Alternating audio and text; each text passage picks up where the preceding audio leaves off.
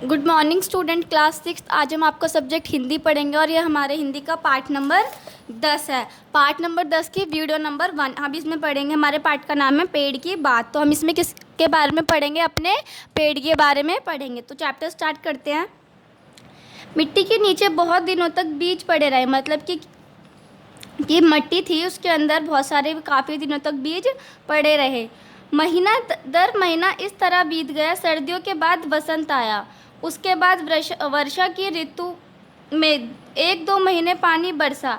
अब वह छिपे रहने की ज़रूरत नहीं थी, मानो बाहर से कोई शिशु को पुकार रहा और सोए मत रहो, ऊपर उठ जाओ, सूरज की रोशनी देखो। मतलब कि क्या हुआ? सर्दियाँ निकल गई, बसंत निकल गई और बारिश का महीना आ गया। और बारिश का महीना जैसे ही आया और बारिश पड़ी तो क्या हुआ? वो पानी जो था उन बीजों में लगा और वो उपज कर आ गए। आहिस्ता आहिस्ता बीज का ढक्कन दरक गया और सुकोमल पत्तियों के बीच अंकुर बाहर निकला। अंकुर का एक अंश नीचे मट्टी से मजबूती से गड़ गया और दूसरा अंश माटी भेदकर ऊपर की ओर उठा। क्या तुमने अंकुर को उठते देखा है? जैसे कोई शिशु अपना नन्हा सा सर उठाकर आश्चर्य से नई दुनिया को देख रहा हो।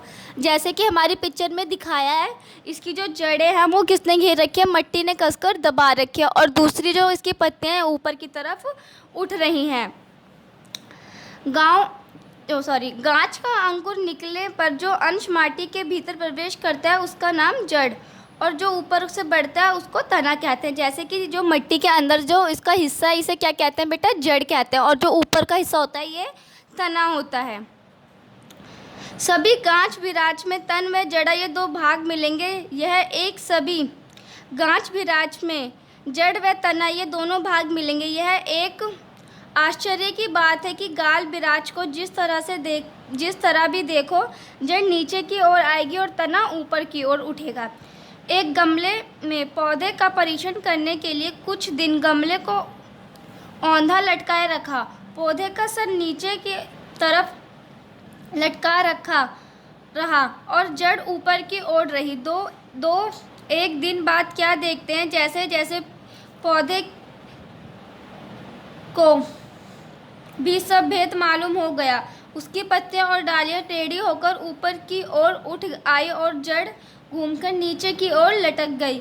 तुमने कई बार सर्दियों में मूली काटकर बोई होगी, देखा होगा। पहले पत्ते व फूल नीचे की ओर रहे होंगे, कुछ दिन बाद देखोगे पत्ते और फूल ऊपर उठ आएंगे। इसमें एग्जाम्पल दिया है मूली का, कि मूली को देखोगे तो क्या है, जो उसकी जड़ होती है वो नीचे होती है और पत्ते जो होते हैं वो ऊपर होते हैं। लेकिन कुछ मतलब कि जो पत्ते होते हैं वो नीचे होते हैं। फिर कुछ दिन बाद क्या होता है? पत्ते अपने आप ही ऊपर आ जाते हैं। हम जिस तरह भोजन करते हैं, गांच विराज भी उस तरह भोजन करते हैं। मतलब कि क्या है? पेड़ पौधे भी उस तरह भोजन करते हैं। हमारे दांत है, कठोर चीज खा सकते हैं। नन्हे बच्चे के दांत नहीं होते, वे केवल दूध पी सकते हैं। गांच विराज के भी दांत नहीं होते, इसलिए वे केवल तरल द्रव्य या वायु का ही भोजन ग्रहण करते हैं। तरल मतलब कि जैसे पानी, उनको हम पानी देते हैं तभी वो उगते हैं। गांच विराज जड़ के द्वारा माटी का रस पान करते हैं। चीनी में पानी डालने पर चीनी गल जाती है। माटी में पानी डालने पर उसके भीतर बहुत ही द्रव्य गल जाते हैं। गांच विराज में ही तमाम द्रव्य सोखते हैं। जड़ों को पानी ना मिलने पर पेड़ का भोजन बंद हो जाता है, पेड़ मर जाते हैं। क्या होता है? अगर हम पेड़ों को पानी नहीं देंगे या पौधों को पानी नहीं देंगे तो वो मुरझा जाएंगे और मर जाएंगे। दूरबीन से अत्यंत सूक्ष्म पदार्थ स्पष्टताएं देखा जा सकता है। पेड़ की डाल अथवा जड़ का इस तंत्र द्वारा परीक्षण करके देखा जा सकता है कि पेड़ों में हजारों हजार नल हैं। इन्हीं सब नलों के द्वारा माटी से पेड़ के शरीर में रस का संचार होता है। मतलब कि किससे? दूरबीन से, या फिर दूरबीन से और सूक्ष्म पदार्थ, ऐसी साइंटिस्ट की चीज़ों के द्वारा ये परीक्षण किया गया है कि पेड़ों के अंदर पानी कैसे पहुंचता है। इसके अलावा गांच के पत्ते हवा से आहार ग्रहण करते हैं। मतलब कि जैसे हवा चलती है तो हवा से भी उन्हें भोजन प्राप्त होता है। पत्तों में अनगिनत छोटे छोटे मुंह होते हैं। क्या होता है? पत्तों में जो होते हैं अनगिनत छोटे छोटे मुंह होते हैं। खुर्दबीन के जरिए अनगिनत मुंह पर अनगिनत होंठ देखे जा सकते हैं। क्या है? इससे छोटे छोटे पत्ते होते हैं, उन पत्तों पर मुंह होते हैं, उसी तरीके से उन पर होंठ भी होते हैं। और वो हम कैसे देख सकते हैं? दूरबीन के द्वारा देख सकते हैं। जब आहार करने की ज़रूरत ना हो तब दोनों होंठ बंद हो जाते हैं। जब हम श्वास लेते हैं और उसे बाहर निकालते हैं तो इस प्रकार विषाक्त वायु बाहर निकलती है, उसे अंगारक वायु कहते हैं। अगर ये जहरीली हवा पृथ्वी पर इकट्ठी होती रहे तो तमाम जीव जंतु कुछ ही दिनों में उसका सेवन करके नष्ट हो जाएंगे। जो हम अपने मुंह से सांस छोड़ते हैं, अगर वो धरती पर इकट्ठी होती रहे तो वो जीव जंतु क्या करेंगे? खाकर मर जाएंगे। जरा विधाता की करुणा का चमत्कार तो देखो। जो जीव जंतुओं के लिए जहर है, गाछ प्याज उसी का सेवन करके उसे पूर्णतः शुद्ध कर देते हैं। पेड़ के पत्ते पर जब सूर्य का प्रकाश पड़ता है तब पत्ते सूर्य ऊर्जा के सहारे अंगारक वायु के से अंशार निशेष पर डालते हैं। मतलब कि जब हम ऑक्सीजन लेते हैं पेड़ पौधों से और अपने शरीर से के अंदर से क्या छोड़ते हैं? Carbon oxide.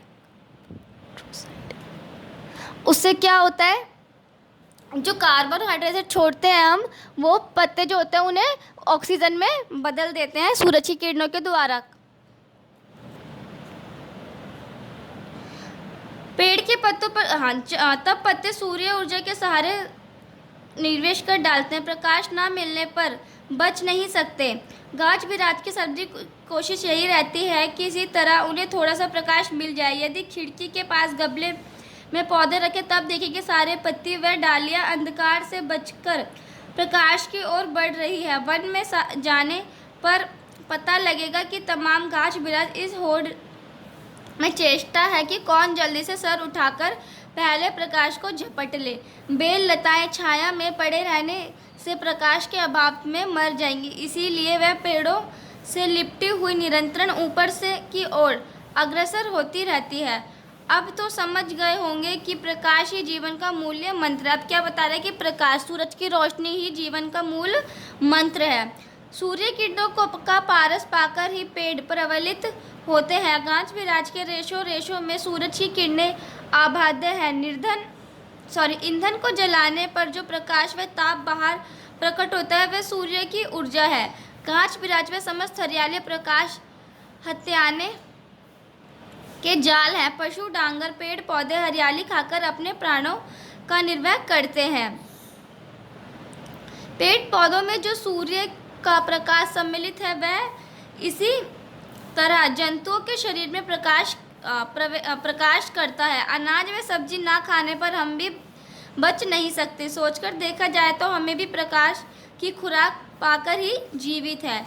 कोई पेड़ एक वर्ष के बाद ही मर जाता है। सब पेड़ मरने से पहले संतान छोड़ जाने के लिए व्यंग्य है। बीज की गाछ विराज की संतान है। तो स्टूडेंट हमने इसमें क्या, अपने इस वीडियो में हमने क्या पढ़ा कि हम इसमें पेड़ पौधों के बारे में पढ़ रहे हैं कि पेड़ पौधे कैसे अपने मतलब कि कैसे अपना भोजन लेते हैं और जो उनके लिए रोशनी होती है वो रोशनी प्रकाश जो होता है सूरज का प्रकाश वो उनके लिए कितना इम्पोर्टेंट होता है। तो स्टूडेंट आगे का चैप्टर हम अपना कंटिन्यू करेंगे सेकेंड वीडियो में।